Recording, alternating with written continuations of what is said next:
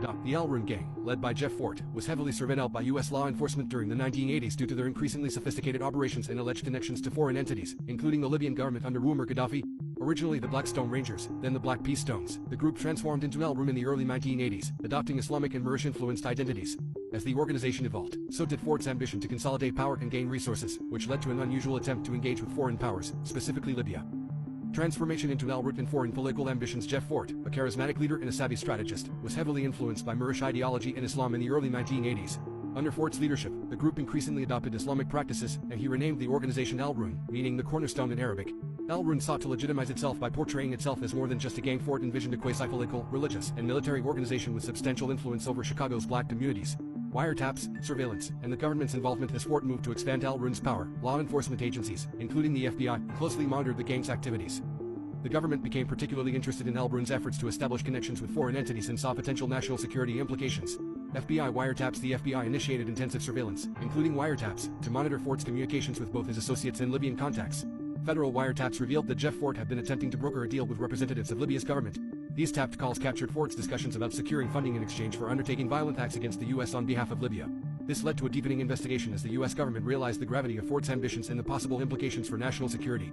Connection with Libya and Muammar Gaddafi. In the early 1980s, Jeff Fort allegedly reached out to Libyan leader Muammar Gaddafi. During this period, Gaddafi was positioning himself as a vocal opponent of U.S. foreign policy, especially concerning its Middle Eastern allies. In Gaddafi's worldview, aligning with marginalized or militant groups within the U.S. was a potential way to retaliate against the American government and sow domestic instability. Libyan funding offers. Gaddafi allegedly offered financial support to Al Rukn.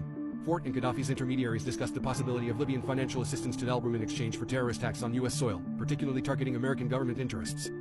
It was suspected that Libya's government offered as much as $2.5 million, with Fort's promise to undertake bombings and other violent acts within U.S. borders.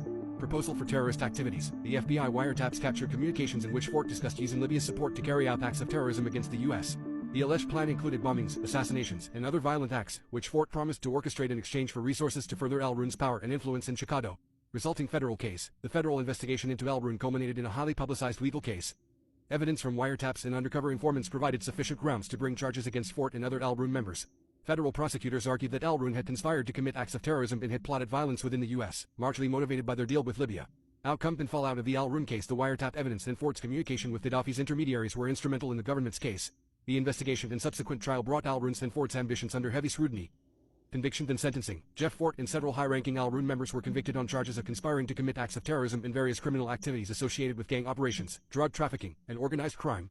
Fort, already imprisoned on other charges, received a life sentence for his involvement in the conspiracy with Libya.